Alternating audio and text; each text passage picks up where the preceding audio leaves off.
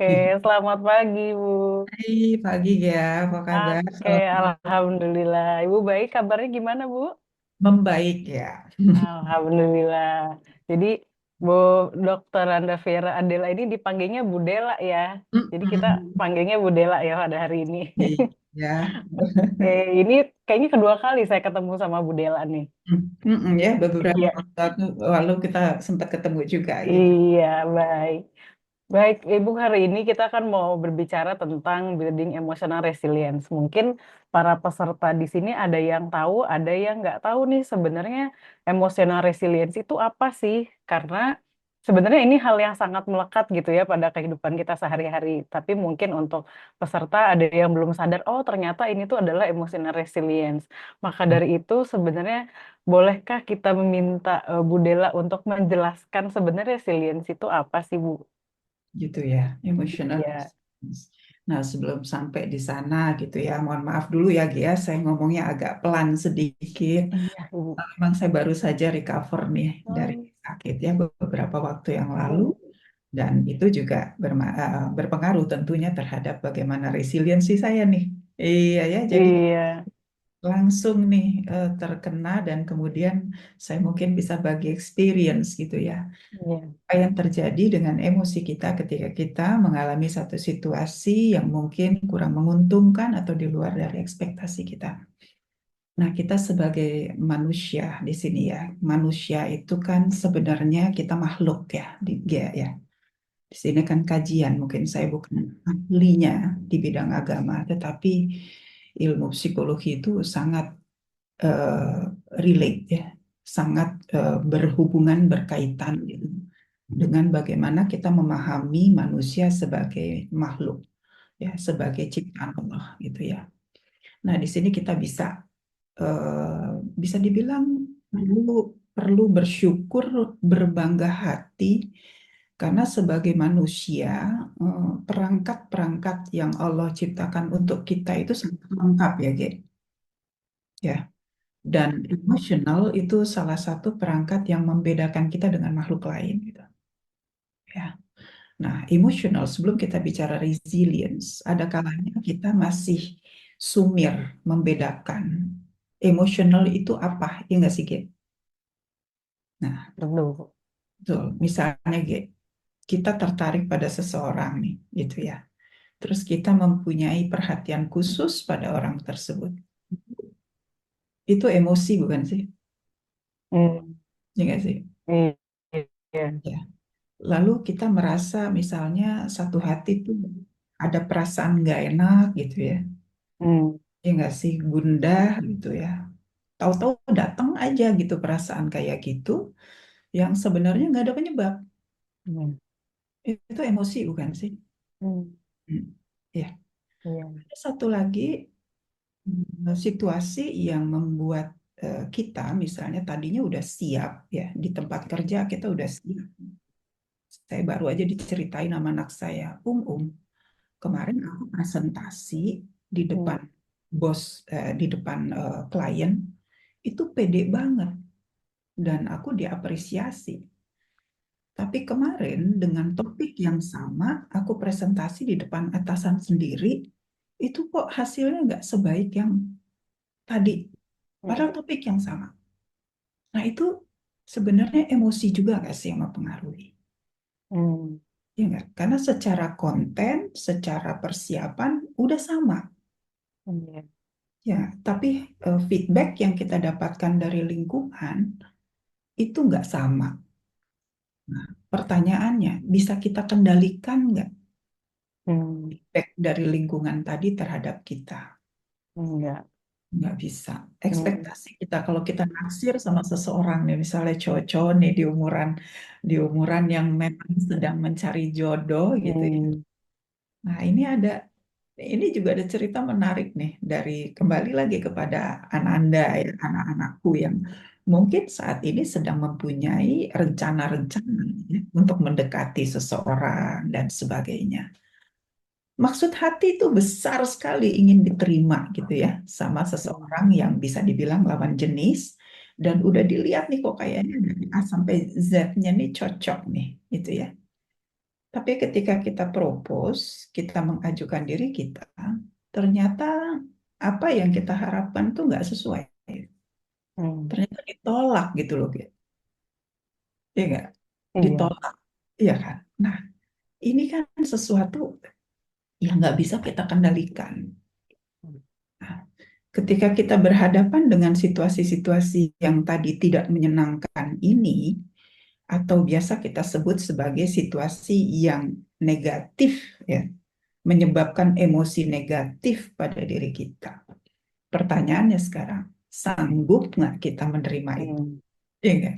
Iya. Iya nggak sih? Dan pada beberapa orang ini udah nggak bisa di ini ya, nggak bisa ditolerir di dalam dirinya rasa Hmm. sakit hati, dendam, malu, Hmm. takut. Itu bisa dibilang emosi yang tadinya sedang ada di permukaan itu turun sampai ke titik yang bisa dibilang yang perlu kita jaga adalah kalau dia terlalu di bawah. Hmm. Nah, kalau sudah di bawah, apa yang mau kita lakukan? Nah, ini kembali pada seberapa kita punya satu resiliensi. Resiliensi itu daya lenting. Manusia itu sebenarnya bisa ya, bisa membangun itu. Kita nggak mau berlama-lama berada dalam kondisi terus terpuruk. Karena emosi itu kalau kita biarkan dikendalikan oleh situasi di luar diri kita akan jadi kayak kenangan putus gitu. Hmm. Kemana angin membawa, maka ke situ kita akan pergi. Siapa yang akan membisikkan pada kita gitu ya tentang apa situasi yang terjadi pada diri kita, maka kita akan ke situ perginya. Nah, resiliency bisa disimpulkan sebagai bagaimana kita sadar bahwa kita punya daya loh untuk menyelamatkan ya diri kita dari kondisi emosi yang bisa dikatakan tadi buruk ataupun menyebabkan mental kita tadi menjadi tidak terkendali. Itu sih kurang lebihnya ya kalau kita Hmm. ambil definisinya gitu. Oke. Berarti sebenarnya resiliensi itu adalah daya lenting tadi ya. Jadi gimana ketika kita berhadapan dengan situasi yang kurang menyenangkan atau situasi yang negatif, itu kita bisa dengan segera kembali lagi ke situasi emosi yang biasa atau situasi yang menyenangkan lagi sehingga tidak lama-lama terpuruk gitu ya Bu ya. Bahasanya tidak lama-lama terpuruk dalam kesedihan mungkin dan lain-lain. Nah, Betul. kemudian sebenarnya apa sih Bu yang dapat membedakan atau apa sih perbedaan antara orang yang yang punya resiliensi yang baik dengan yang tidak? Oke. Nah, kita perlu melihat dari ini biasanya kita bisa ngecek sendiri diri kita ya. Jadi ada kalanya memang profesional bisa membantu ya untuk kemudian melihat seberapa kuat kita masih memiliki modal untuk tadi self help, membangun diri kita sendiri. Nah, sebenarnya kita sudah apa namanya diberikan satu apa namanya ya saya bisa bilang ini peringatan pada saat terjadi COVID kemarin, ya, COVID itu 2 tahun sampai ada 2 tahun setengah lah buat kita. Itu memang hampir semua kita itu mengalami kondisi emosi yang relatif gitu ya, relatif kurang menguntungkan. Rasa Hmm. takut, rasa cemas, rasa kehilangan, ya, rasa tidak percaya, itu meliputi hampir semua kita di muka bumi ini. Nah, tetapi ada hal yang memang membuat kita kemudian diingatkan ketika ini berlalu. Nah, bagaimana nih? Ya, kalau dalam kita umat Muslim, kita kan diberikan satu petunjuk gitu ya. Di At-Taubah 40 kan ada gitu, azan gitu ya. Jangan berlama-lama dengan kesedihanmu. Hmm. Ya, karena memang sebenarnya Allah sudah memberikan pada kita satu kemampuan untuk self-help. Nah, WHO sendiri ini di tahun-tahun terakhir, kalau kita lihat tahun kesehatan mental dunia, itu tidak lagi membuai kita dengan hayo, keluh kesahmu keluarkan. Mungkin di tahun 2023 ya kita memang diberikan kesempatan untuk banyak mengeluarkan keluh kesah. Hmm. Tapi di 2024 itu sudah mulai diingatkan kembali bahwa untuk mencapai mental yang sehat dan kuat, itu kita disarankan untuk kemudian tadi membangun karakteristik resilience yang tadi dia tanyain. Apa aja tanda-tandanya? Nah, ini yang mesti kita kemudian belajar latihkan pada diri kita atau mungkin pada sekitar kita ya buat teman-teman yang sekarang juga sedang bekerja untuk membantu orang-orang dengan masalah mental. Saya luar biasa loh, angkat tangan, angkat ini 2 jempol untuk teman-teman yang sedang melakukan servis-servis seperti itu ya. Nah, ini mungkin jadi penanda teman-teman bisa melakukan cek ya. Jadi ada beberapa kontrol checkpoint, indikator untuk kita melihat apakah orang terdekat kita itu masih memiliki resiliensi. Hmm. Kita kan bisa lihat ya, Ki. Tiba-tiba begitu ada berita beberapa hari yang lalu, mahasiswa baru lompat dari lantai 27 Hmm. apartemen. Anak baru loh, Ki. Di universitas ya atau di perguruan tinggi yang mungkin sangat favorit yang sangat dia dambakan. Jadi kalau kita lihat harusnya emosi yang ada di diri dia saat itu adalah Tenang. senang, Hmm. ya puas. Iya. Tapi apa yang terjadi ini? Apa yang terjadi dengan resiliensinya? Mungkin saja resilience itu dia nggak bisa kita ukur kalau orang tersebut belum pernah menemui hambatan, benturan ataupun rasa sakit. Hmm. Jadi orang resilient bukan orang yang numb. Numb itu artinya mati rasa. Enggak. Jadi dia juga nggak bisa kalau orang Betawi bilang tambeng. Itu bukan orang resilience. Orang resilience harus merasakan sakit itu. Hmm. Dia harus sadar dengan rasa sakitnya. Misalnya kayak kemarin Bu Dela sakit gitu ya. Masuk rumah sakit. Aku harus merasakan itu. Oh Hmm. iya, aku sakit ya. Oh iya, ini yang terjadi pada diriku ya. Ini yang berkurang dari kemampuan-kemampuanku. Ini harus disadari dulu. Jadi nggak boleh denial gitu orang resilience tuh. Hmm. Itu yang pertama tandanya. Jadi jangan deny terhadap apa yang dirasakan. Misalnya, aduh aku kemarin gagal. Rasakan dulu gagalnya. Ya, oh iya, akui dulu. Saya gagal. Gitu ya. Lalu yang kedua, ketika dia merasakan gagal ataupun sakit tadi atau merasa tidak mampu tadi, ya dia setelah mengakui jangan sampai tadi jatuh gitu ya. Hmm. Dia harus kendaliin reaksi emosinya. Nggak bisa sih orang langsung seneng kan deh dari gagal, Iya. ya. Nah, Iya. at least setidaknya jangan sampai meledak-ledak. Satu. Jadi kalau kita merasa gagal, maka kemarahan-kemarahan tadi itu boleh dikeluarin nggak apa-apa. Tapi jangan sampai itu meledak-ledak. Jadi tandanya resilience itu dia nggak berlebihan. Ya. Hmm. Dan kemudian nggak berlarut-larut. Jadi kita selain intensitas, durasi dari reaksi emosi itu perlu diukur. Hmm. Berapa lama sih? Itu. Mungkin di pembicaraan sebelumnya kita pernah ngobrol ya, G. 6 bulan itu biasanya Iya. waktu ya yang paling biasanya profesional itu tentukan. Udah 6 bulan berturut-turut nggak sembuh-sembuh rasa sakitnya itu. Nah, ini perlu kita lihat nih ada apa dengan resiliensi tadi, ya. Nah, itu tadi baru 2 ya, jadi Wah. nyadari. Yang kedua ngendaliin reaksi emosi. Yang ketiga ini kita lihat seberapa terampil dia mencari cara pemecahannya. Hmm. Sebenarnya nggak semua orang memang punya banyak ide.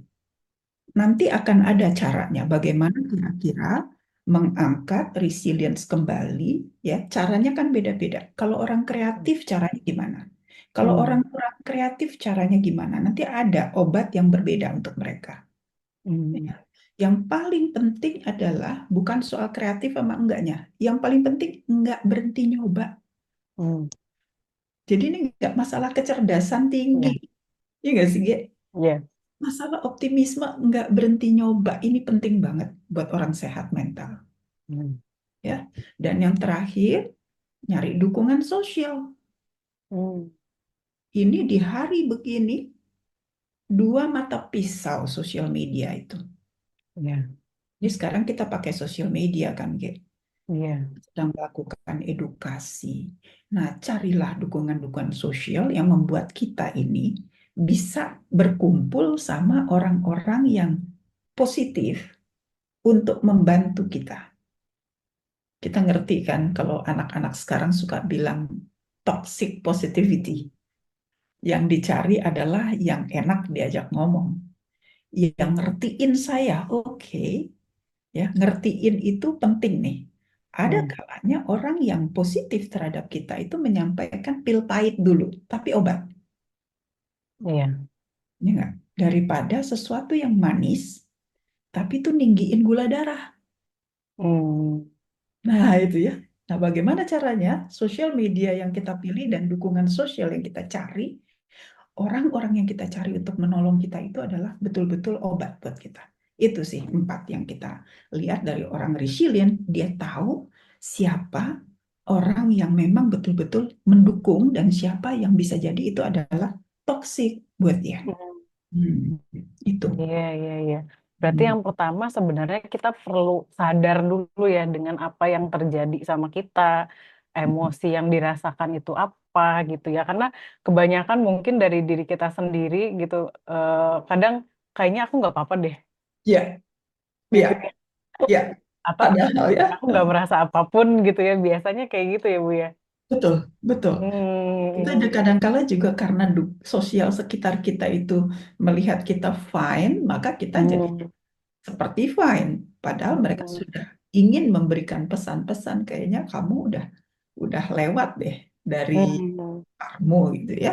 hmm, Berlebih nih gitu ya yang kamu lakukan. Nah, itu juga perlu didengar. Kalau orang resilient dia biasanya akan peka mendengarkan hmm. dukungan-dukungan tadi. Gitu. Iya benar. Jadi dia juga oh kayaknya memang aku tuh ada sesuatu gitu ya atau ada yang dirasakan. Mm-mm. Mm. Kemudian setelah itu reaksi emosinya pun tidak berlebihan ya, tidak terlalu berlarut-larut lama gitu. Tadi mungkin kalau dari secara psikologisnya sebenarnya 6 bulan ya Bu ya, Ya. 6 bulan. Kadang ada yang ini contoh aja biasanya kayak 1 minggu Mm-mm. baru putus misalnya atau 1 minggu baru gagal terus dia ngerasa kayak sedih banget. Sebenarnya itu masih nggak apa-apa ya Bu ya kalau masih Masih kok. baru. Mm-mm. Betul. Masih nggak apa-apa. Oke, berarti kalau sudah 6 bulan, berarti saatnya datang ke profesional mungkin ya Bu ya. Benar. Tapi sebelum itu kan masih ada jeda waktu untuk Hmm. cara memecahkan masalah tadi. Iya. Nah, ini biasanya area yang agak kurang banyak Hmm. diambil. Hmm.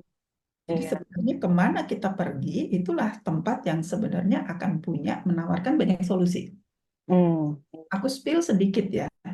Kalau kita lihat di beberapa negara yang udah maju, itu grup-grup support. Hmm. Ada kelompok-kelompok orang yang mengalami masalah sejenis itu sering ngumpul. Iya, benar. Iya nggak sih? Untuk Iya. berbagi kisah sukses nih. Hmm. Ya, jadi kalau kita ngumpul sama orang-orang yang berhasil menyintas atau penyintas ya, berhasil Iya. melewati, itu yang kita cari. Jadi bukan barisan sakit hati yang kita cari. Ya nggak sih? Iya.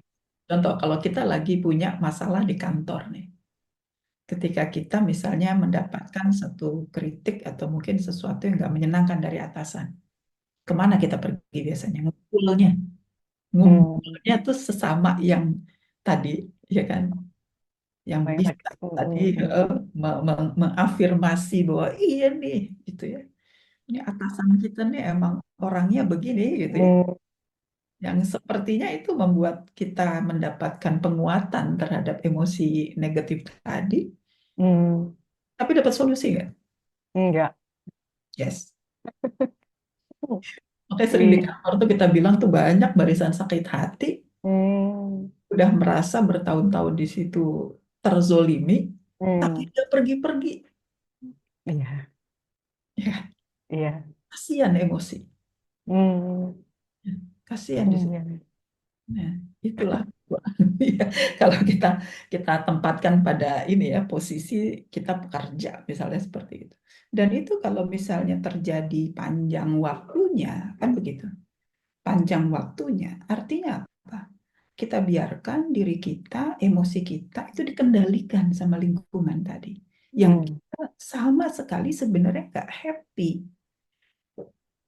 nggak ngerasa Iya. well-being, nggak merasa well-being, ya. Tapi juga jangan pergi dengan reaktif ya. Atau pergi hanya atas dasar, oh harga diriku, Hmm. ya nggak sih? Nah, Iya. itu juga reaktif seperti itu tuh juga bukan resilience. Hmm. Nggak mampu melewati rasa sakit itu juga bukan resilience.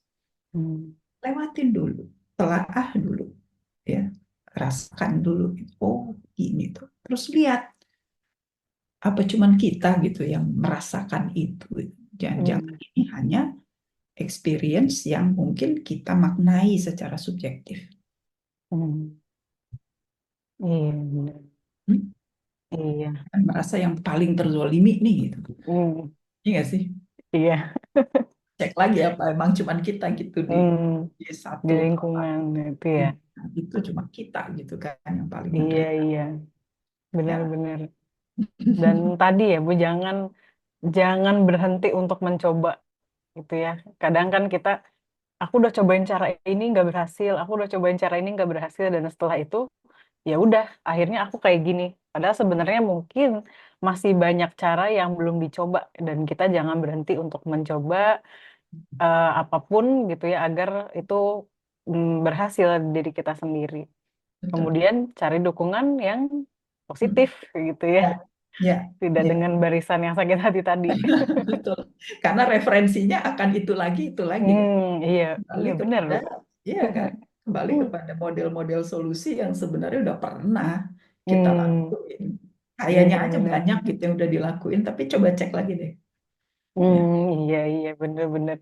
Jadi kepikiran nih yang terakhir. Iya, biasanya kan kita ngumpulnya sama yang sesama pernah sakit Ya, hati gitu ya, Bu. Ya. ya, apa istilahnya kalau Mm-mm. kalau anak sekarang tuh dapetin apa? Afirmasi. Ya, Iya. ya, Hmm, padahal ini iya, iya. sebenarnya ada peristiwa yang sebenarnya kita mesti maknai ini secara experience-nya beda kok antara kita sama orang lain. Iya. Heeh. Hmm, Itu sih kurang iya. lebih. Betul, betul, Bu.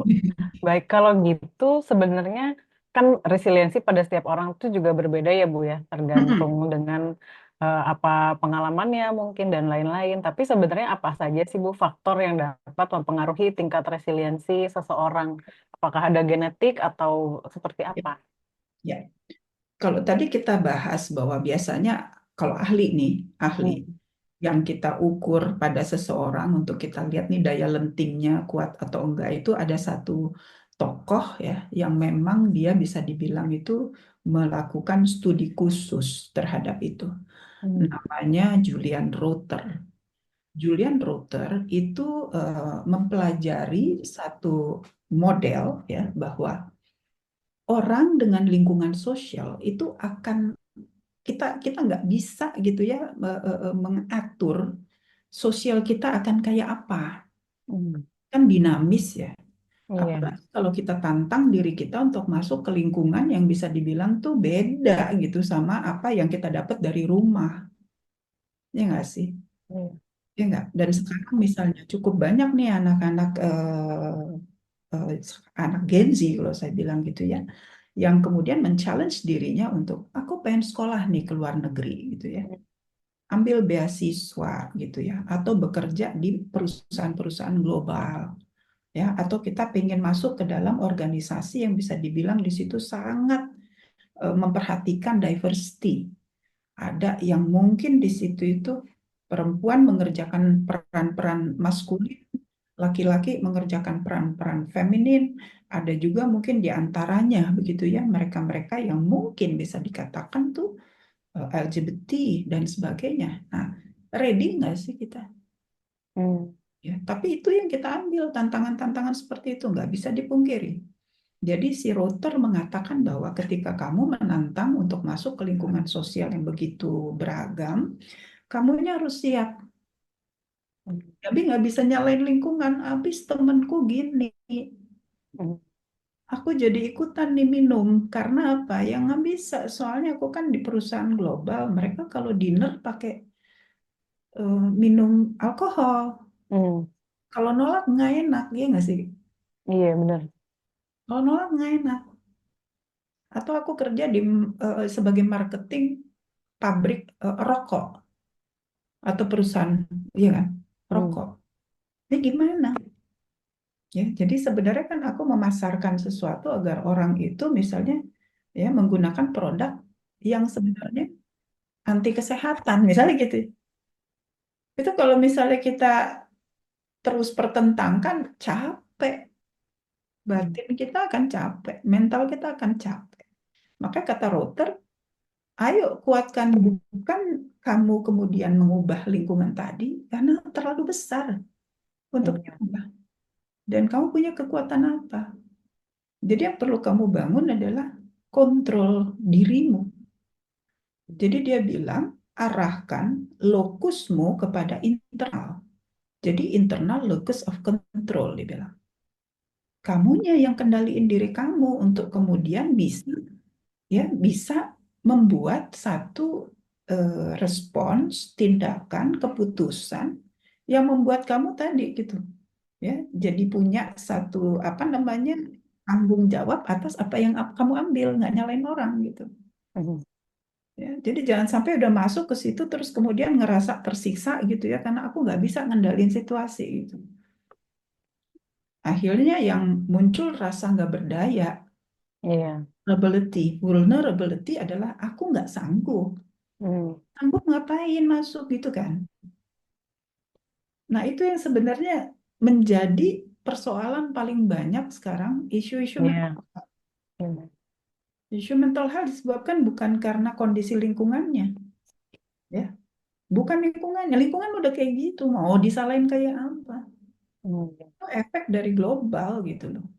Tapi yang menjadi mental health issue akhirnya adalah karena kita nggak punya kendali atas situasi tadi. Atau lokus kita itu tidak internal. Hmm. Lokus kita eksternal. Kita membiarkan diri kita itu nggak berdaya sehingga lingkungan tadi yang kemudian menentukan sama kita. Saya stay or leave. Saya Hmm. stay dengan keputusan yang mungkin sudah saya pertimbangkan, ya, atau saya biarkan diri saya menjadi operator, berjalan atas kehendak atau atas rencana-rencana yang orang lain buat. Nah, itulah yang dihasilkan sama router. Nah, dari mana itu bisa dibangun? Kan tadi dia nanya gitu. Iya. Nah, apa saja pengaruh? Memang faktor-faktor untuk yang mempengaruhi internal locus of control atau tadi resiliency. Yang pertama tuh emang genetik ada sih, Ge. Hmm. Genetik tuh ada. Bagaimana seorang itu lahir dari turunan yang memang mempunyai tadi kemampuan kendali diri yang juga kuat. Ya, jadi Hmm. bukan orang yang dependable, orang yang tergantung, ya, dependent, kepribadian-kepribadian yang lebih independen itu penting tuh. Ya. Hmm. Nah, lantas kalau misalnya saya secara genetik kayaknya nggak kuat nih kedua orang Hmm. tuaku, misalnya gitu ya. Hmm. Ada nggak faktor lain yang ikut berpengaruh? Karakter building. Jadi kepribadian itu kalau kita bangun sejak kecil, seorang anak tuh bisa dia kemudian diajarkan untuk mengendalikan, ya, menahan diri dia terus menyatakan apa yang dia inginkan. Jadi kedua-duanya tuh perlu ada gitu.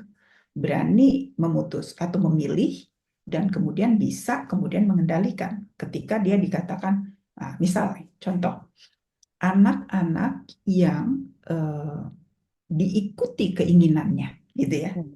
Apa aja yang dia minta dikasih, Hmm. itu dia akan mempunyai satu keyakinan bahwa saya bisa kendaliin lingkungan saya. Hmm. Nah, tetapi hal yang tidak dia miliki adalah mengolah, menimbang kalau satu situasi saya nggak dapat nih, Hmm. kalau saya tidak bisa ya mengendalikan lingkungan saya, itu yang membuat mereka biasanya frustrasi di rumah dikasih Iya. enggak. Hmm.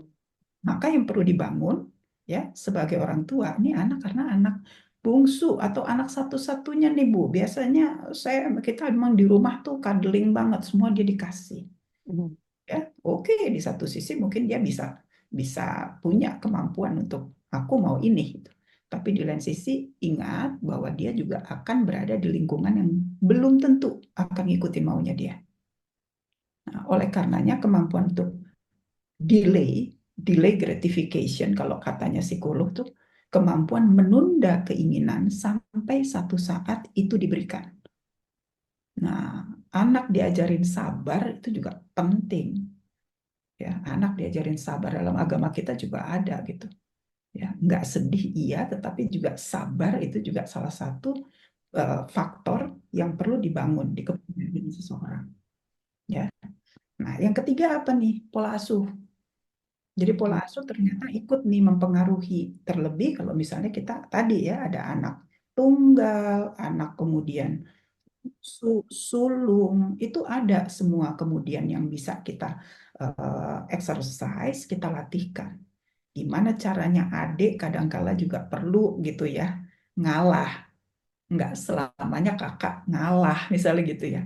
Kakak, kasihan adik, udah kamu kan udah gede. Itu nggak make sense. Hmm. Udah nggak masuk lagi ke dalam akal anak gitu untuk kemudian dia akhirnya jadi bertahan mengalah karena kepaksa. Beda dong. Hmm. Perlu kita ingat anak bungsu juga perlu belajar resilience karena dia di luar nggak akan dapat backup seperti di rumah gitu. Ya kan? Hmm. Nggak akan ada pembela-pembelanya loh di luar sana. Hmm. Ya nggak? Nah, kemudian lingkungan. Ya, lingkungan ini variatif banget. Orang suka nanya sama Bu Dela tuh, Bu, kalau misalnya anak saya masukin pesantren tuh akan Hmm. bagus nggak sih buat resilience-nya? Hmm. Iya sih. Ini Iya. sekolah-sekolah boarding tuh bagus nggak? Saya bisa bilang itu bagus. Itu bagus. Karena dalam part tertentu anak itu sudah mulai belajar untuk mengambil kendali. Yang tadi kan Hmm. personal control. Saya mandi harus ngikutin jamnya dan sebagainya. Itu saya bisa Iya. bilang lingkungan salah satu yang ngebentuk resilience tadi. Tapi kembali tolong dicek gitu ya. Hmm. Minus dari tiap anak beda-beda. Apakah di rumah tuh pola asuh udah mulai kita transisikan ke sana. Jadi jangan delalah gitu ya. Di rumah aja banget, begitu masuk ke pesantren, dia nggak dapetin tuh. Ya, nah ini juga jangan membuat seseorang tuh akhirnya jadi seperti frustrasi karena dia itu melampaui sesuatu yang ekstrim dari yang sebelumnya. Nah, terakhir, Hmm. terakhir adalah dukungan sosial. Dukungan sosial ini kalau sekarang itu bisa dibilang unlimited. Ada dunia real, ada dunia maya, ada teman nyata, ada teman maya. Nah, ini yang kemudian kita perlu perhatikan. Apakah dukungan-dukungan yang saat ini ada di sekitar seseorang itu memang dukungan yang bisa tadi ya membuat dia itu menjadi lebih kuat ya, kuat kendalinya, bukan menjadi tergantung pada satu komunitas yang membuat dia kehilangan ya. Hmm. Kehilangan kontrol saya kalau nggak bareng komunitas itu, kalau nggak ngambil sama-sama seragam dengan komunitas itu, maka saya nothing. Hmm. Nah, itu. Ya, kita kan bisa Hmm. bilang ya, kadangkala juga kita kadangkala di dalam satu grup tuh, kalau nggak ikutan apa kata grup tuh kan kayaknya gitu ya. Iya. Hmm. Nah, Nggak sama. nggak sama gitu ya. Iya. Itu kurang Baik. lebih lima itu Baik. di ini. Jadi ada genetik gitu Ya, ya, bagaimana dia dilahirkan dari orang tua yang seperti apa, kemudian karakter building, ya, dia anak ini diajarkan untuk mengendalikan ya, atau diajarkan untuk memutuskan, memilih dan menimbang gitu. betul. Kemudian ada pola asuh, lingkungan dan dukungan sosial tadi ya Bu ya. Mm-mm, mm-mm. Eh, Baik. Kemudian gimana sih Bu? Apakah ada strategi yang dapat diterapkan seseorang untuk meningkatkan tingkat resiliensinya? Karena misalnya kayak tadi, mungkin dia lahir dari orang tua yang genetiknya tidak begitu kuat gitu untuk resiliensinya. Nah, gimana sih caranya seseorang untuk meningkatkan resiliensinya? Betul. Oke.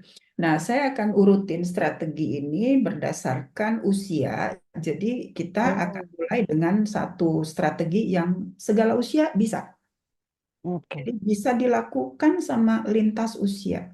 Mau anak baru. ya anak baru lahir gitu ya dari bayi gitu ya. Nah, yang disarankan sama ahli nomor satu justru mengasah keterampilan memecahkan masalah. Hmm. Jadi kita lihat dulu di umurnya begitu ya. Sebenarnya cukup banyak diberikan parameter-parameter nih ya. Anak umur segini nih problemnya yang bisa diberikan ke mereka itu apa dan yang bisa diselesaikan sendiri ya, dengan mereka menggunakan potensi terbaiknya gitu ya. Hmm. Contoh ya gitu. Contoh.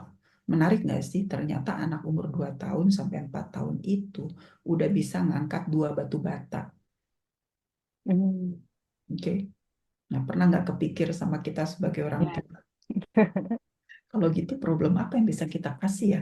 Kalau ternyata 2 batu bata aja bisa diangkat sama anak umur 2 tahun, 4 tahun. Hmm. Ya nggak sih? Iya. Hmm. Nah, bisa kita kasih tuh. Jadi menciptakan satu kesulitan itu sebenarnya menjadi salah satu cara kita untuk tadi mengasah. Nah, misalnya kalau dia mesti ambil barang nih di satu tempat gitu kan. Nah, mungkin ketinggian. Apa yang bisa dia lakukan? Ya. Hmm. Nah, Iya. mungkin kita sediakan di situ ada mungkin dingklik, dingklik itu apa ya kayak ya ada satu ini deh dingklik tuh kayak kursi tapi dibuat dari kayu gitu kan ya yang orang bisa jejak di situ untuk jadi lebih tinggi akhirnya bisa menjangkau. Nah, mungkin itu sesimpel. Hmm. Paling banyak memang akhirnya inisiatif ini muncul di sekolah-sekolah prasekolah gitu ya. Iya. Di atau di satu tempat early development ya. Tapi sebenarnya kan PR-PR kayak gini di rumah juga bisa dilakuin. Hmm. Jadi nggak usah nunggu anaknya masuk TK dulu Iya. ya untuk begitu. Terus kemudian bisa juga nih keterampilan memecahkan masalah di usia yang lebih dari itu, misalnya di SD. Apa ya problem di umur ini gitu ya. Sekolah udah banyak kasih problem. Masalahnya sekarang di rumah nih. Di rumah nggak usah takut orang tua untuk ikut memberikan satu masalah. Ya, contoh anak-anak yang kemudian kita berikan satu bekal pertahanan diri. Kalau saya ingat di zaman dulu tuh orang tua tuh minta anaknya untuk ikut belajar silat misalnya, bela diri, cewek cowok tuh, cewek cowok. Terus kemudian kalau jalan apa menuju ke sekolah naik sepeda tuh. Hmm. Sebenarnya kadang-kala saya juga berpikir neighborhood, zonasi itu menjadi penting karena apa? Anak akhirnya merasa bahwa ke sekolah itu nggak perlu tergantung sama yang lain. Banyak PR-PR kayak gitu kan bisa kita lakuin. Iya. Tapi kalau misalnya anak ini rumahnya di Cinere gitu kan, tapi sekolahnya dekat papahnya di Kuningan sana, ada juga yang kayak gitu. Hmm. Tapi perlengkapi mereka. Sah, boleh, mangga kalau memang pengen ke sekolah unggulan, tapi disiapin. Ayo kamu nanti di sana di mana nih angkutannya tiap hari dan sebagainya. Ajak mereka untuk berpikir Hmm. ya ketika mereka punya cita-cita bukan mereka itu dilarang, tapi mereka itu dipersiapkan untuk Hmm. ya kalau nanti ketemu masalah ini gimana ya? Nah, diskusi-diskusi tentang itu, exercise tentang itu dicobakan. Hmm. Practicing, nggak kan ada pemecahan masalah itu hanya dengan nasihat, practicing gitu ya. Ya, Hmm. kayak ngerapiin ada seorang apa namanya seorang yang besar mengatakan orang sukses itu ngerapiin tempat tidurnya sendiri misalnya gitu Hmm. apa tuh poinnya jadi awareness sadar bahwa di sekitar ada masalah dan dia ikut terlibat dalam permasalahan apa penyelesaian masalah-masalah kecil Hmm. itu yang pertama ternyata strategi yang ahli siapin tuh itu perbanyak terlibat dalam pemecahan masalah Hmm. makanya jangan dikasih carrot gitu ya sticknya dikasih ya kan? Bagaimana caranya carrotnya bisa diambil? Ya, itu nggak dimudahkan dengan memberikan hadiah tanpa sesuatu yang sudah dilakukan ya terhadap misalnya tadi satu upaya itu yang harus kemudian diasah. Gitu. Yang kedua, bangun koneksi sosial yang kuat. Jadi sebenarnya saran ahli adalah jangan semata-mata fokus sama problem, tapi bertemanlah. Jadi berteman itu sebenarnya solusi, itu strategi. Mulai sekarang kan kalau kita lihat gitu ya, keterampilan orang untuk berkoneksi, ya, misalnya Hmm. kita bisa ketemu dengan orang dan kemudian di situ kita bangun satu hubungan, ya, bisa punya hubungan bisnis, bisa punya gitu ya. Nah, hal-hal yang seperti itu dari kecil udah bisa. Makanya kalau misalnya ada tamu datang ke rumah, masih ada nggak sih hari gini gitu ya, Hmm. rumah-rumah tuh menerima orang lain datang. Perbanyak orang lain datang ke rumah kita dan kemudian minta ya anggota keluarga, terutama anak-anak tuh melayani agar mereka itu terbiasa gitu ya untuk melakukan koneksi dengan sekitar. Kita bisa lihat ya cukup banyak di sosmed juga Budela suka dengar gitu ya. Hanya cuman masalah kita nih apa namanya? Artis nih ya, tetangga baru dan kemudian dia naruh mobilnya ya di tempat yang kemudian ngeganggu tetangganya. Kan itu simple things.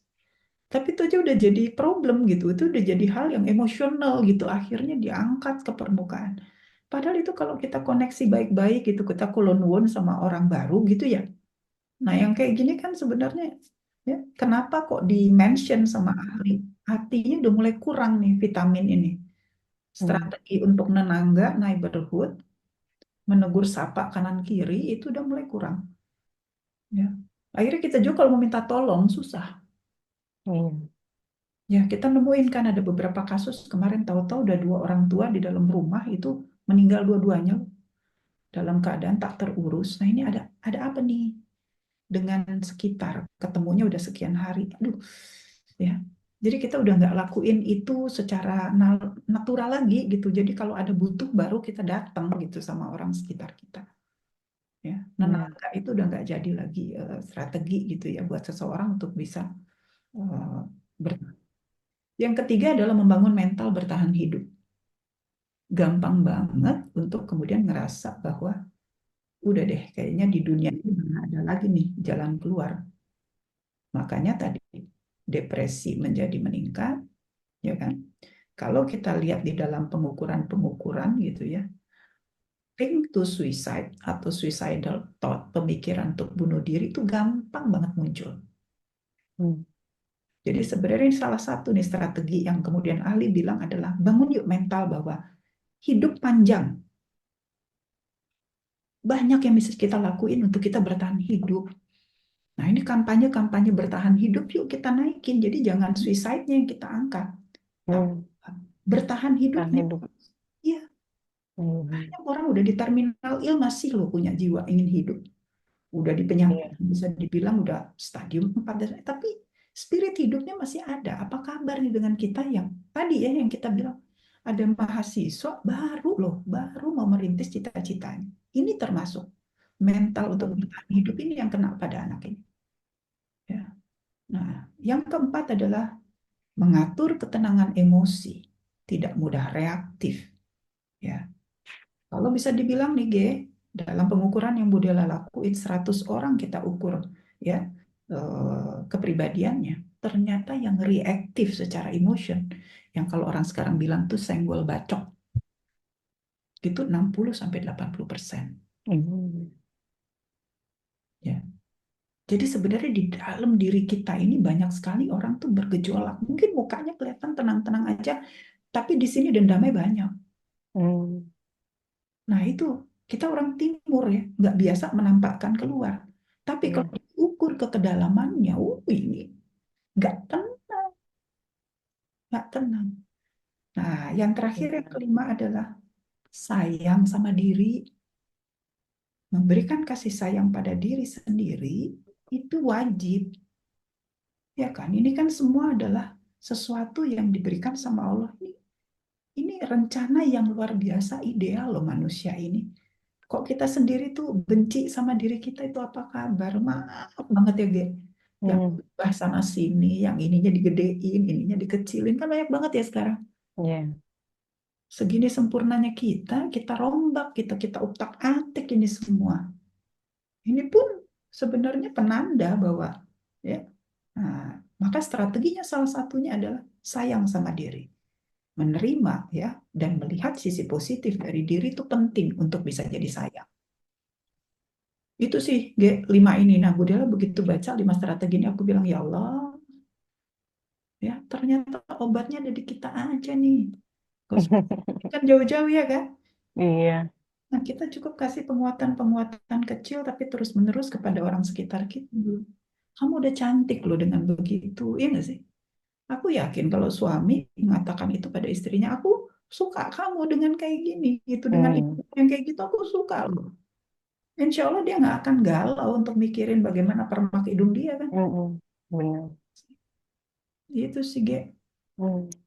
Iya, jadi sebenarnya cara untuk meningkatkan resilience itu yang pertama mengasah keterampilan memecahkan masalah dan ini tuh sangat penting ternyata ya. Kadang mungkin juga bagi sebagian orang ini terlewat gitu ya. Kalau anak itu juga sebenarnya perlu untuk dapat atau memiliki keterampilan untuk memecahkan masalah dari usia yang sangat dini bahkan dari baru lahir gitu ya Bu ya. Hmm, Betul.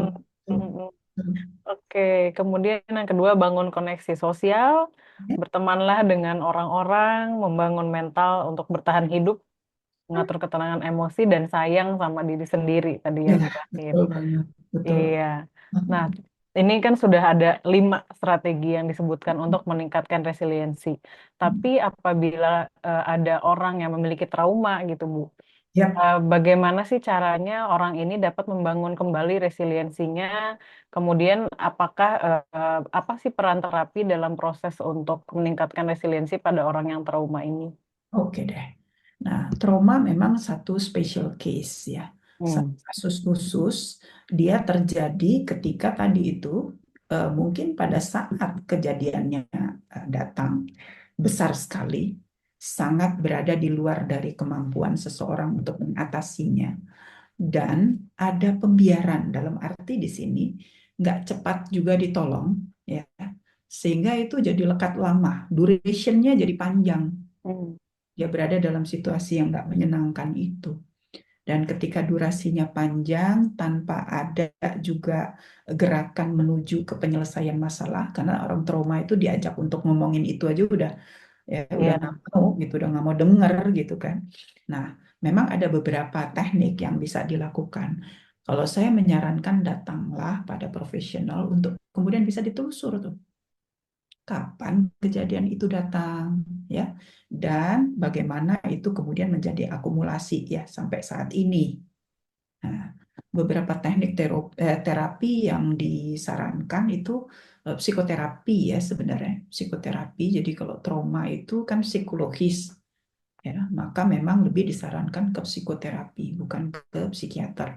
Kecuali memang dia sudah merambah. Jadi kalau dia sudah merambah ke misalnya ada gangguan kecemasan, ada juga sampai kepada apa namanya ketakutan-ketakutan yang ya, ya udah melampaui, oke mungkin kita bisa ke psikiater, tapi saran saya sih ke psikolog dulu.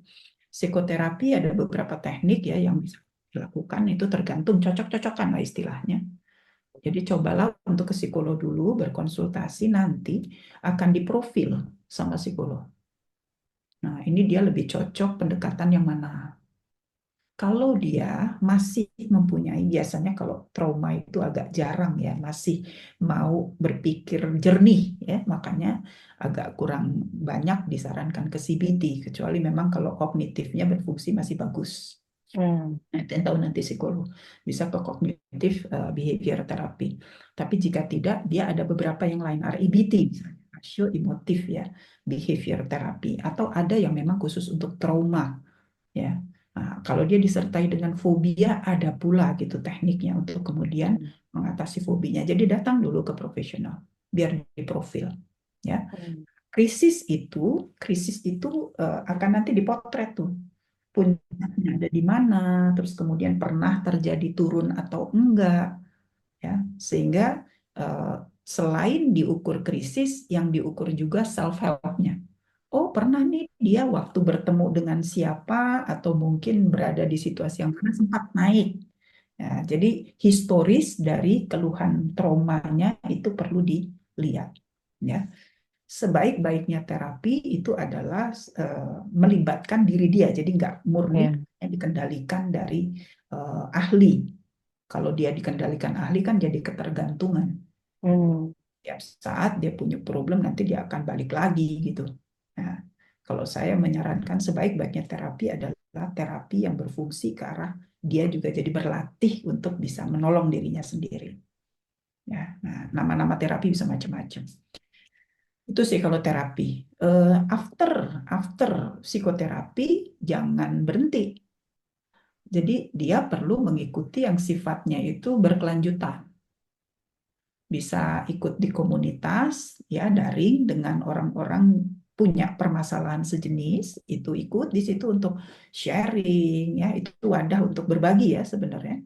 Dan cari yang bisa dibilang tuh di bawah bukan pengawasan, di bawah tanggung jawab ada profesional ya, supaya nggak jadi satu kelompok yang bisa dibilang hanya sekedar sosial,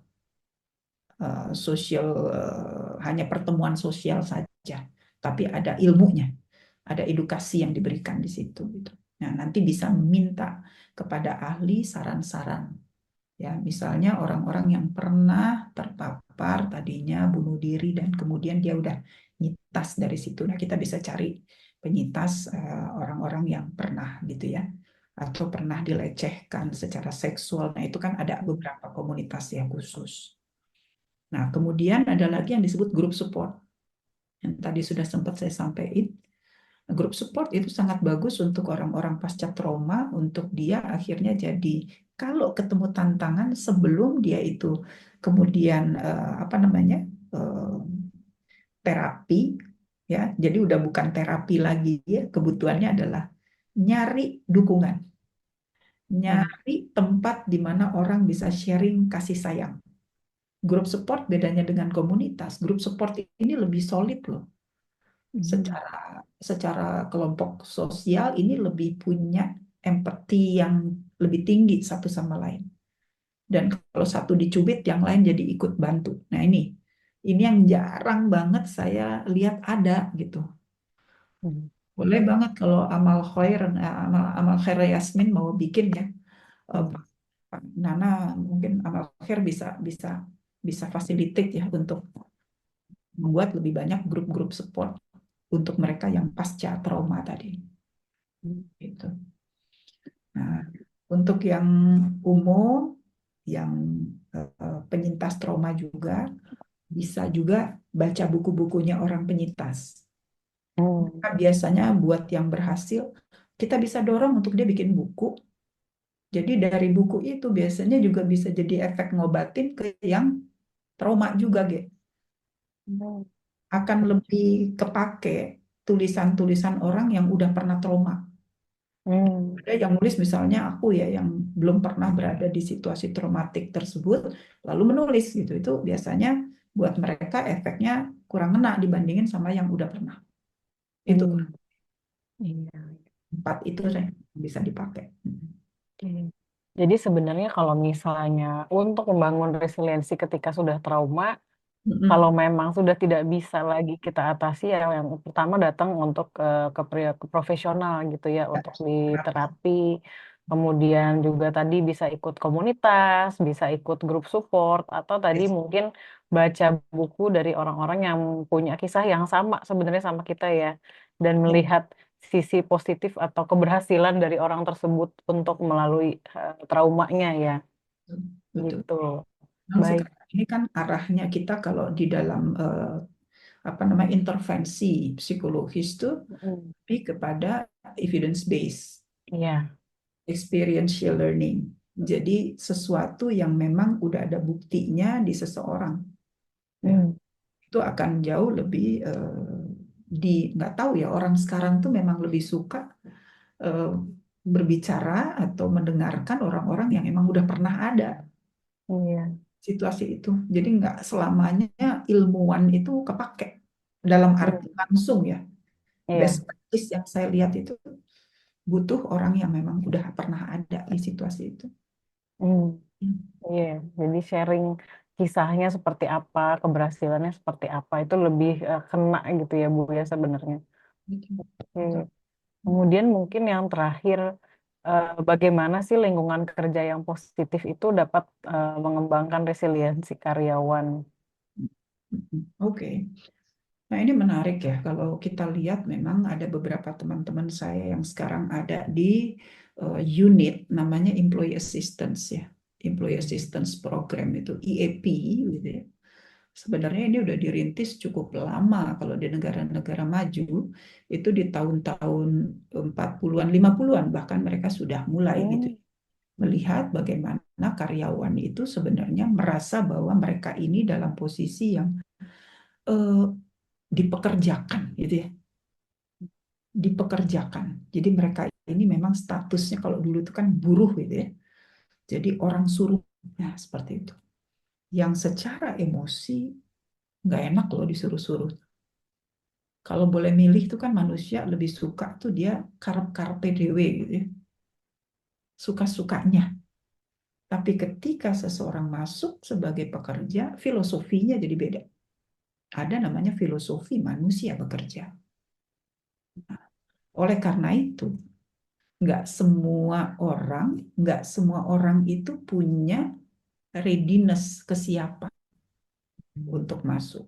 Memang ada yang namanya seleksi rekrutmen kan pakai tes.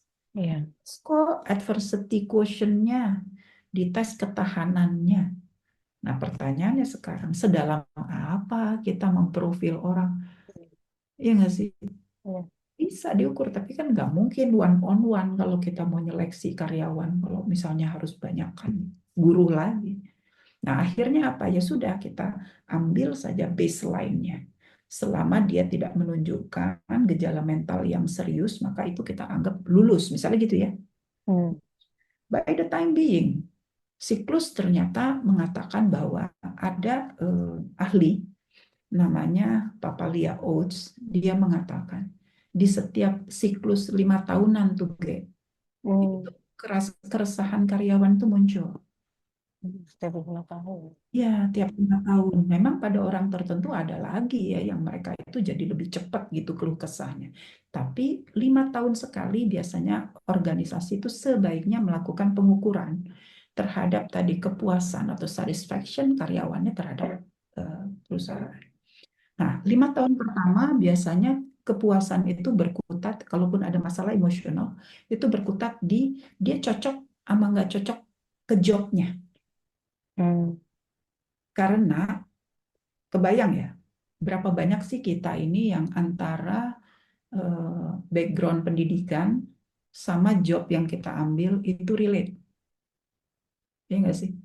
Iya. Kalau asisten menteri waktu di tahun yang lalu itu asisten menteri tenaga kerja mengatakan kalau di Indonesia kecocokan antara latar belakang pendidikan sama job tuh cuma 65% gitu.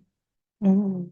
Artinya asumsi Pak Paleo Oates bahwa di 5 tahun pertama orang akan gelisah dengan Hmm. jobnya itu sekitar 35% orang.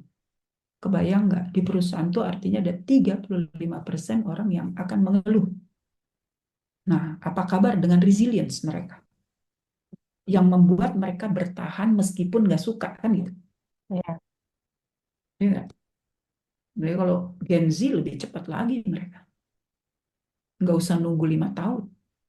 Karena hasil surveinya mengatakan mereka hanya 17% yang percaya bahwa orang bertahan 5 tahun dulu baru pindah. Hmm. Artinya lebih banyak lagi, G, yang Iya. bertahan tuh. So what should we do sebagai tadi pengelola? Jadi kita kalau jadi atasan, jadi orang yang tadi pimpinan dalam organisasi, ya akhirnya kita juga harus melatihkan ini bertahan dalam satu job ya. Itu termasuk loh menurut tadi kan keterampilan yang memecahkan masalah itu Hmm. akhirnya jadi area yang perlu dilatihkan. Jadi siap kerja itu ada kalanya ini menjadi isu karena mereka sendiri kalau ketemu problem tuh, nah di situ yang menyebabkan nggak mudah untuk kemudian eh, anu ya mengatasi ya dan gampang sekali akhirnya menjadi secara emosi nih ya turun down ya, sedih nggak suka dan sebagainya lalu pergi. Iya.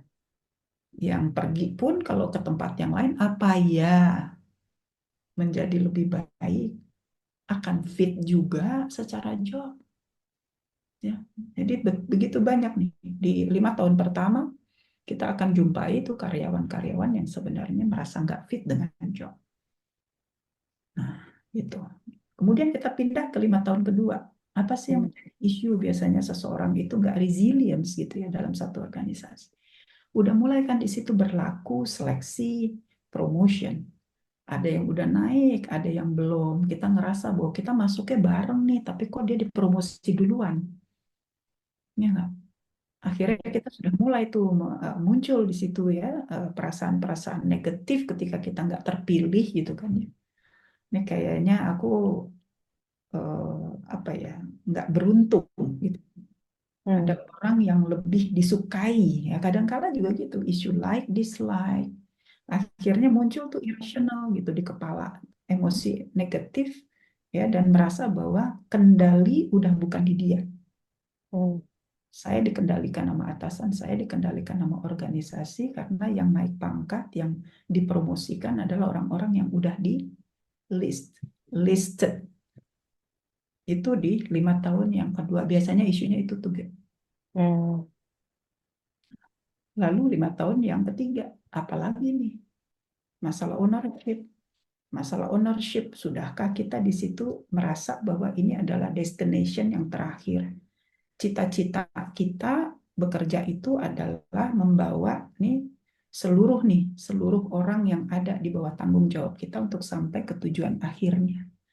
Nah, kira-kira di perusahaan ini saya bisa nggak ya mewujudkan semua cita-cita tadi gitu dengan penghasilan sekian. Jadi kita bisa lihat cukup nggak cukup itu biasanya muncul di 5 tahun yang ketiga.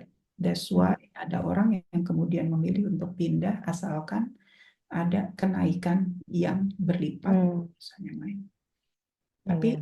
ya apakah dia bisa menyiapkan diri dia untuk itu? Nah, karena ketika pindah di umuran segitu, Hmm. mungkin masuknya bisa karena dia bisa jual diri dia dengan profilnya. Tapi Iya. pengalaman saya kalau saya lihat orang-orang yang eksekutif ya, rekrutmen, jadi dia udah direkrut, udah jadi eksekutif nih, Hmm. Kak akan lebih dilihat gitu ketika berhasil sama enggak. Hmm. Dan kalau misalnya enggak, kalau berhasil mah oke lah. Masuk ke rumah orang loh, untuk posisi yang udah tinggi. Musuhnya banyak. Iya. Benar. Resilience-nya harus lebih tinggi lagi. Karena yang menginginkan posisi itu banyak banget dari dalam, terus tahu-tahu ada orang dari luar menclok. Hmm. Sehingga cukup banyak yang fail, yang gagal di situ itu down-nya luar biasa. Kalau masih punya resilience, biasanya mereka akan nggak apa-apa deh saya ngelamar lagi di perusahaan lain meskipun posisinya lebih rendah dari yang sebelumnya. Right? Hmm. Bagus masih punya strategi begitu, kayak. Hmm.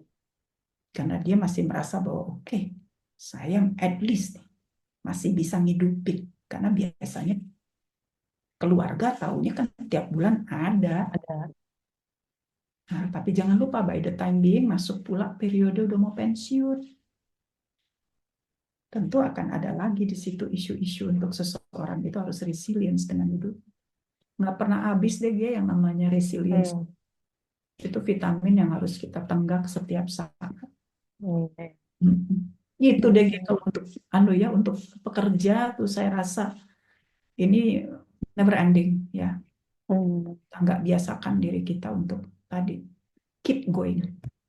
Iya. Jangan cepat frustrasi. Hmm. Jadi sebenarnya ada juga dari diri sendirinya memang harus kuat gitu ya dengan tantangan-tantangan yang ada di tempat kerja gitu. Karena ya mungkin balik lagi ke awal kita nggak bisa merubah situasi lingkungan seperti apa gitu. Tapi dari diri kita sendiri Ya, gitu. Karena nggak hanya dari ya lingkungan orang-orangnya aja, tapi tantangan pekerjaannya sendiri gitu ya Bu ya. benar. Hmm. Apalagi kalau yang banyak politik ya, Ge. Iya. Tahan, tahan nggak kita? Karena emosinya politik itu susah dibaca kan ya. Iya. Di muka Hmm. kayak yang oke, you're okay, but actually you're not okay di belakang. Aduh, kita tahu bahwa kenyataannya kita bukan orang yang dipilih itu kan gak enak banget. Iya, Ya nggak sih? bener. Iya, iya bener-bener. Baik, kalau begitu memang ya itu tadi ya kembali lagi kepada diri sendiri sebenarnya. Dan Hmm. ini sepertinya waktunya sudah menunjukkan untuk ke sesi tanya jawab nih Bu. Tapi sebelum itu mungkin akan saya simpulkan. Jadi sebenarnya resiliensi ini adalah kemampuan kita untuk bounce back atau kemampuan daya lenting kita untuk kembali lagi ke eh, emosi dan ke situasi yang seperti sebelumnya ketika misalnya kita dihadapkan dengan emosi atau situasi yang kurang menyenangkan gitu. Dan ini juga sebenarnya mirip-mirip seperti daya tahan jadinya Bu ya. Kalau ada masalah, oke kita lalui dulu, kita Ya, jalani sampai kita akhirnya berhasil melalui itu gitu ya. betul, Iya, betul. betul. Oke, kalau begitu dari peserta, apakah ada pertanyaan? Kalau ada pertanyaan, silahkan boleh raise hand, kemudian nanti boleh disebutkan namanya dan domisilinya. Apakah ada yang mau bertanya? Banyak di tulisan kayaknya ya. Iya, nih kayaknya yang raise hand belum up. Oke, apa perlu kita oke, karena belum ada yang resen, kita baca yang dari kolom chat dulu ya Bu ya. Ini Oke. yang pertama ada dari Pak Ajat Sudrajat. Hmm. Salam Ibu, bagaimana kita dapat mengintegrasikan pembelajaran tentang emosional resiliensi ke dalam kurikulum? Hmm. Oh, itu yang pertama. Ada lagi ya di bawahnya. Iya. Apa apa perlu kita bersikap stoik untuk menumbuhkan resiliensi? Gitu Bu. Oke. Nah, yang pertama dulu kali ya. Iya, Boleh mungkin bisa dijelaskan bersikap stoik. Nah, ini apa sih, Pak Ajat? Boleh di-explain? iya Pak Ajat. Mhm. Atau mungkin mau on suaranya? Oh, boleh loh Pak Ajat. Iya, ada Pak Ajat.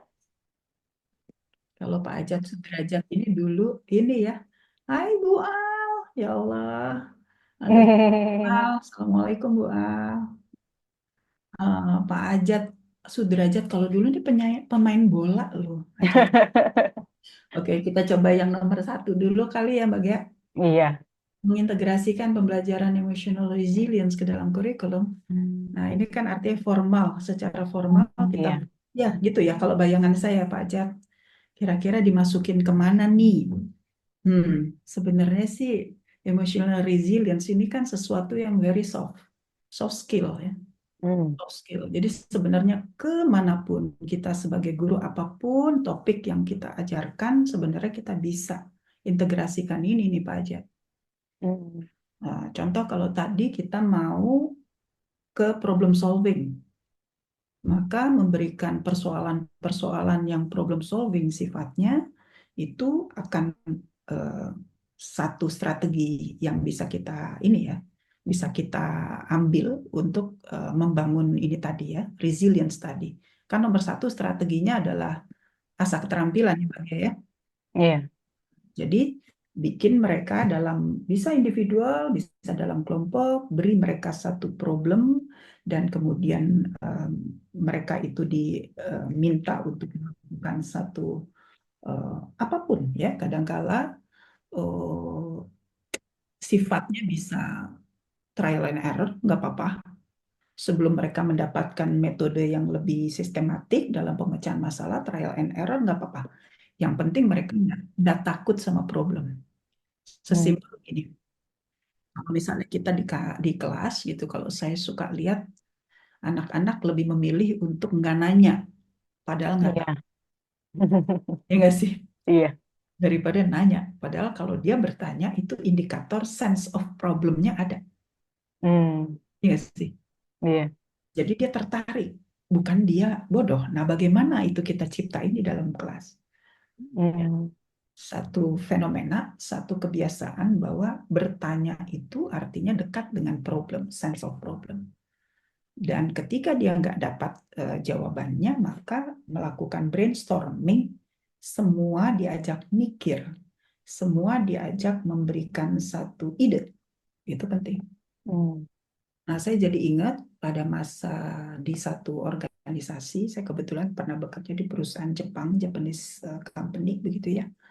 Nah, itu pernah ada satu atasan, ya, mengasah eh, kemampuan brainstorming anak buahnya itu dengan cara, anak buahnya nih lulusan-lulusan SMK nih Mbak Gea, cuma Hmm.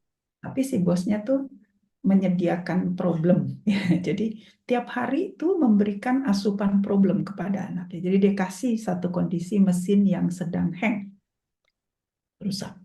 Terus mereka diminta untuk, oke, tulis sebanyak-banyaknya apa problem yang terjadi atau yang melatar belakangi kerusakan mesin ini. Sebanyak-banyaknya. And you know what? Yang paling banyak menemukan masalah itulah yang kemudian diapresiasi. Nah, karena mereka ini Hmm. bekerja, maka dikasih kompensasi nih. Kompensasinya satu, kalau dulu satu ide itu 25.000 perak. Hmm. Nah, itu ya. Atau mungkin kita bisa kasih yang lebih kecil dari itu. Tapi itulah cara ya. Itu cara yang dilakukan agar sense of problem itu muncul. Hmm. Jadi jangan takut sama masalah itu aja dulu. Semua guru saya rasa bisa memulai dari situ. Hmm. Lalu koneksi. Koneksi, sapa salam. Sebelum kita mulai pelajaran, depan, belakang, samping kiri dan kanan. Pernah tahu nggak kita bahwa ternyata bullying kadang-kala terjadi dari teman sebelah, Iya. ya kan? Tapi kalau itu sudah kita lumas, pagi hari udah kita lumas dengan say hi. Kalau di di kantor, seorang atasan ada baiknya menyapa anggota atau anak buahnya yang paling takut sama dia. Hmm. Itu 7 menit sebelum mulai. Ada yang namanya metode bikin kopi atau bikin teh di pagi hari. Buatkan teh kepada karyawan yang kita rasa itu yang paling jauh dari kita secara Hmm. emosi. Mungkin dia juga negatif ke kita. Itu banyak strategi sebagai kita lakukan. Termasuk kalau kita jadi guru, anak mana yang kalau kita baca raut wajahnya itu paling nggak positif ke kita. Hmm. Itu yang kita bangun dulu. Atau siapa musuh besar anak ini di dalam kelasnya. Itu yang kita jodohkan ya anak ini. Bang, Hmm. bukan dipisahin loh. Dikoneksiin, bukan dipisahin. Karena kalau dipisahkan, jangan lupa, perasaan itu masih ada. Dendamnya masih ada, tidak selesai deh. Gitu. Itulah kurang lebih, oh ini udah ini stoik, aliran filsafat ngajarin manusia. Ini yang stoik tadi ya. Semua dengan lapang dada. Iya. Oke, Terima kasih Pak Luki. isi ilmunya nih. Berkenan bantu manusia hidup selaras dengan alam. Oke, that's mungkin ya, mungkin bisa dilihat ya, kayaknya cocok ya Hmm. bagi Iya. ya. Secara filosofis mungkin ya ini masuk ya Iya. dengan menerima lapang dada ya, saya rasa. Heeh. Oke. Thank you, Pak Luki. Nah, ini yang kita sebut sebagai tadi ya komunitas di mana kita dapat banyak ini asupan gitu kan, ya kan? Gak hanya dari single sources nih, banyak banget di sini Iya. yang berilmu dan punya solusi gitu. Iya. Jadi sebenarnya bisa ya Bu ya. Bisa. Bisa juga. Oke. Baik, apakah sudah terjawab pertanyaannya Pak Ajat? Ya. Secara praktisnya nanti mungkin kita bisa ngobrol lebih lanjut, Pak. Kalau saya kebetulan bersama dengan teman-teman guru di grupnya kita di Laswardi Group, Widi Milenia, kami ada beberapa eh, buku praktis. Ini kemarin lagi dipinjam sama Hmm. psikolog muda saya. Itu bukunya bagus banget untuk mulai dari mereka mengenal apa yang mereka rasakan, terutama anger, karena anak-anak SD itu kan paling paling banyak keluar tuh sekarang protes gitu ya, terutama pubertas. Jadi di buku itu bagus banget tuh bagi Hmm. mereka melambangkan emosi marah mereka itu dengan gunung meletus itu. Terus mereka Hmm. bisa menuliskan di situ. Jadi marah boleh, tapi penyebabnya apa mereka harus define. Hmm. Terus responnya apa yang mereka lakukan, mereka harus bisa mengulas kembali. Oke, tadi saya marah. Tindakan apa yang saya lakukan tadi ya? Iya. Apa efeknya ya ketika saya begitu? Misalnya saya marah sama ibu saya gitu, saya menggunakan kata-kata ini. Nah, efeknya ke ibu saya apa ya? Itu bagus ya. Buku itu bisa kita lakukan dalam apa di luar ruang belajar ataupun mungkin ada sesi khusus yang kita buat. Hmm. jadi kurikulumnya di anu, saya akan senang hati kalau itu dimasukkan ke kurikulum ya. Iya, bagus ya, Wi. Iya, benar. Hmm, oke, baik. Oh, sudah terjawab. Terima kasih. Ah, baik, terima kasih Pak Ajat. Semoga membantu jawabannya. Kemudian ada lagi di sini ada yang mau raise hand atau kita dari kolom komentar lagi, kolom chat lagi. Oke, kayaknya satu Iya. lagi aja atau gimana ya Bu ya? Ini ada. Oh, oh, saya jadi penasaran katanya dari Bu Lili. Ada nggak sih buku atau kutipan dari salah satu buku favorit Bu Dela yang bisa mengubah perspektif Bu Dela? Ih, banyak banget saya punya buku favorit ya. Duh, gimana nih caranya ngomongnya? Banyak banget. Saya banyak punya apa namanya buku mulai dari kecil yang inspiring gitu ya.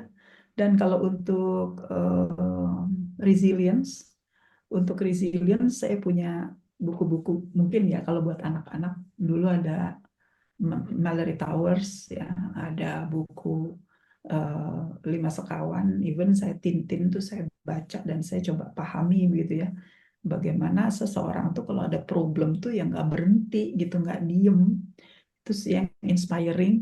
Terus yang lain saya juga baca buku-buku tentang bagaimana anak dibeli itu ternyata bisa menguatkan juga batin mereka.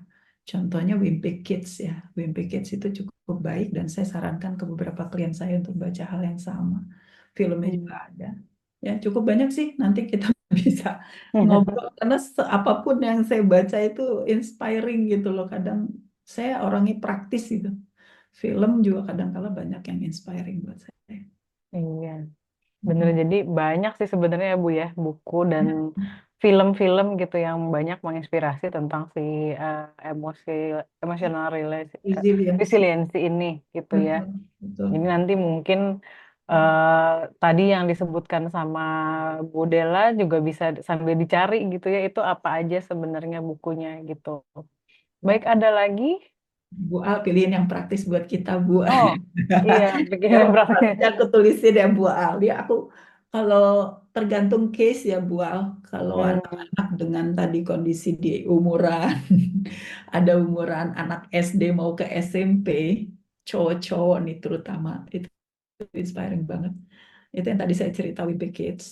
Wimpy Kids ini dia anak tengah, si si namanya si anak ini dia anak tengah, kakaknya di rumah suka bully dia, adiknya yang di bawah dia juga nyebelin gitu ya.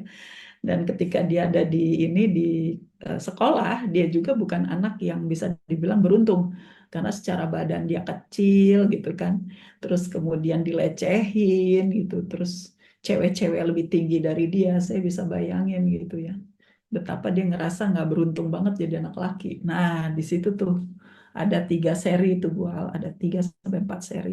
Bagaimana dia struggle dan mengambil sisi positif, even though nakalnya nggak hilang sih, jahilnya tetap ada. Tapi bagusnya di situ dia bisa mencari cara untuk bertahan, itu yang saya suka. Ya, mencari cara untuk bertahan. Ya, caranya anak-anak sih Bu Al, tapi kepake kalau itu dibaca anak seumuran. iya. Kalau untuk dewasa juga ada beberapa. Oke, lanjutnya ada pertanyaan kayaknya. Oke, terakhir mungkin ya sebelum kita closing. Boleh. Apakah harus selalu menanamkan pada diri bahwa setiap masalah selalu ada solusinya? Karena kadang dalam realitanya ketika mendapatkan permasalahan, solusinya mungkin belum terjawab atau diterima, bahkan hampir bertahun-tahun. Terima kasih. Oh, dari Pak Luki yang tadi. Betul sekali, Mas Luki. Iya, memang kalau kita terlalu mengandalkan diri sendiri, sometimes itu yang bikin kita overwhelmed karena nggak serba bisa, Mas Luki. Saya ngerasain itu, rasanya kayak semua masalah harus bisa kita selesaikan. No Iya. lah, ya. Strategi yang kedua bisa kita ingat tadi Mas Lutfi bahwa berkoneksilah karena bisa jadi yang melengkapkan itu Hmm. justru orang lain. Ini contoh kayak tadi eh, Pak Azad, Pak Ajat ya, Pak Ajat Pajak. ungkap stoik gitu, and then datang Anda dengan solusi ya Mas Luki. Jadi kita merasa lengkap ya karena ada orang lain sih. Kalau saya merasanya begitu Mas. Jadi resilience ini bukan berarti kita harus bisa semuanya, menyelesaikan semuanya, menjawab semuanya, melainkan tadi juga gitu ya. gunakan kekuatan sosial kita untuk kemudian membantu kita. Kita dalam posisi bukan pasif loh di sini. Hmm. Mencari orang yang potensial. Saya nggak akan serta-merta akan ambil jawaban Mas Luki kalau nggak Mas Luki tadi memberikan jawaban yang sophisticated. Ini jawaban sophisticated. Even though tadi Anda bilang pakai AI dulu gitu ya untuk kemudian merumuskan. Kita tinggal menyeleksi mana jawaban terbaik, Mas Luki. Ya, jadi berkoneksilah, jangan pernah berhenti. Hmm. Ya, oke. Dan satu lagi tadi itu kan koneksi ya. Ya. Eh, ada kalanya kita bertahun-tahun nggak nemuin gitu ya jawaban itu kan resah ya. Hmm. Coba untuk tenang, jangan-jangan udah ketemu jawabannya kita aja yang nggak puas pada diri. Hmm. Ya, jadi sayangi diri kita dengan apa yang sudah dilakukan bertahun-tahun itu. Saya yakin ada kualitas yang baik. Ya, don't push yourself that hard ya Mas Luki. Bisa jadi Anda sudah lakukan yang terbaik tadi, tapi Andanya sendiri pasang par begitu tinggi terhadap diri sendiri. Ya, jadi nggak sayang diri nih kita. Ya, Hmm. udah yang paling bagus loh. Aku yakin Mas Luki, Anda udah sampai di situ. Tinggal kemudian bagaimana kita kemudian apa namanya mengakui. Ya. Jadi mengakui capaian itu juga satu hal yang patut kita lakukan. Caranya bandingin sama orang lain. Lihat ya, Mas Luki, dari sekian orang yang hadir di sini ada 70 lebih tadi ya. Anda yang ngerespon paling cepat. Padahal bisa aja kita nggak usah jawab ya. Iya. Nah, saya bisa lihat di situ Anda udah punya gitu kelebihan dari yang lain sih. Hmm. Ya nggak? Gitu ya Mas. Ya lihat orang lain gitu. Lihat di mana kita bisa lebih unggul dari yang lain itu juga penting untuk menyayangi diri kita gitu. Iya. Jadi kira-kira ya. Oke. Iya, baik. Semoga Hmm. jawabannya, Hmm. semoga pertanyaan terjawab ya, Mas Luki, gitu. Baik, mungkin Bu Dela ada yang mau sampaikan terakhir sebelum kita closing. Ya, mungkin saya hanya kasih ini ya, Ge. Ini ada satu apa namanya satu quotes dari Yasmin, Hmm. ya namanya Yasmin Mogahed ya. Saya lihat ini beliau ini dari mewakili kita gitu ya dalam agama kita nih kembali lagi gitu ya sebagai seorang yang percaya sama Allah ya. Resilience is very different than being numb. Jadi kita nih dibekali perasaan tuh bukan membuat kita jadi mati rasa ya mengakui apa yang kita rasakan rasa bangga rasa berhasil rasa bahwa kita ini mempunyai sesuatu yang baik ya, yang besar itu selayaknya itu sebanding dengan rasa salah ya jadi kita kalau bisa tuh punya punya perasaan yang balance dalam hal ini gitu ya Hmm. merasakan jadi yang paling penting resilience adalah you experience alami you feel, rasakan. You fail, nggak ada fail, nggak ada resilience. You hurt, bahkan sampai sakit. Kalaupun lebih dari itu, you fall, Hmm. jatuh. But resilience itu akan nikmat terasa di kita kalau kita keep going. Itu Hmm. sih, ya. Jadi teruslah berjalan, walaupun itu sakit, maka kita sudah sampai di posisi tadi ya, seseorang yang bisa dikatakan resilience dalam hidup kita. Itu sih Mbak Gea. Oke, baik. Wah, sangat inspiring sekali quotes-nya untuk menutup webinar pada hari ini.